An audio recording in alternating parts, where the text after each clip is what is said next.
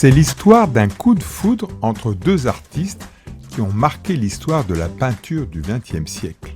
Nous sommes à Paris en 1908. Robert Delaunay et Sonia Stern se rencontrent à une exposition consacrée au cubisme naissant. Les deux invités sont peintres eux-mêmes. Ils sont fascinés par le travail de Picasso et Braque. Vont-ils devenir à leur tour des peintres cubistes ? Pas tout à fait. Mais en attendant, ils parlent, se plaisent et 2 ans plus tard, se marient.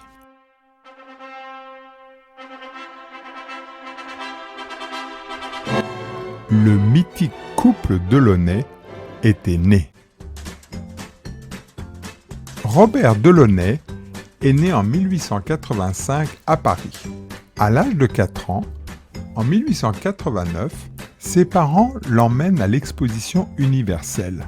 Pour l'occasion, les Français ont demandé à leur meilleur ingénieur, Gustave Eiffel, de construire une tour en acier de 300 mètres de haut. Elle fascine tellement le petit garçon que, devenu adulte, il représentera souvent la tour Eiffel dans ses peintures.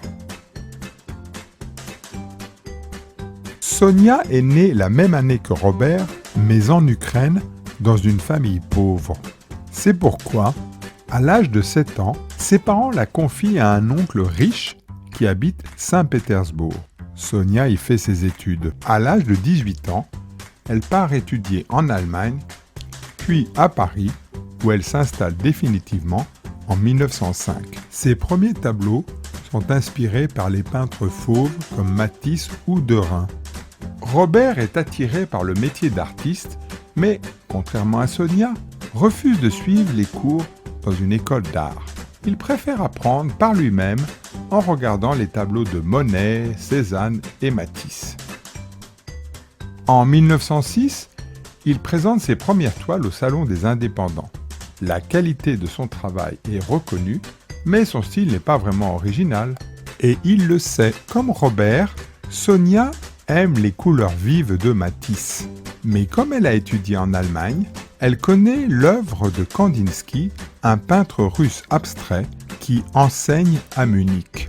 Va-t-elle pencher du côté de Matisse et ses couleurs vives ou de Kandinsky et ses abstractions ? Sonia, qui a maintenant rencontré Robert, a une idée. Pourquoi ne pas combiner les couleurs vives des peintres fauves, les objets déformés des cubistes, avec les formes abstraites de Kandinsky ? Robert est enthousiaste. Les 2 époux décident de créer une œuvre commune en hommage à Louis Blériot, le premier pilote qui traversa la Manche en avion. Désormais, Robert et Sonia travaillent ensemble et il est parfois difficile de distinguer leurs œuvres. Leurs tableaux colorés et abstraits, visant à exprimer des émotions en lien avec la musique, ont contribué au développement d'un mouvement artistique qu'on a appelé l'orphisme.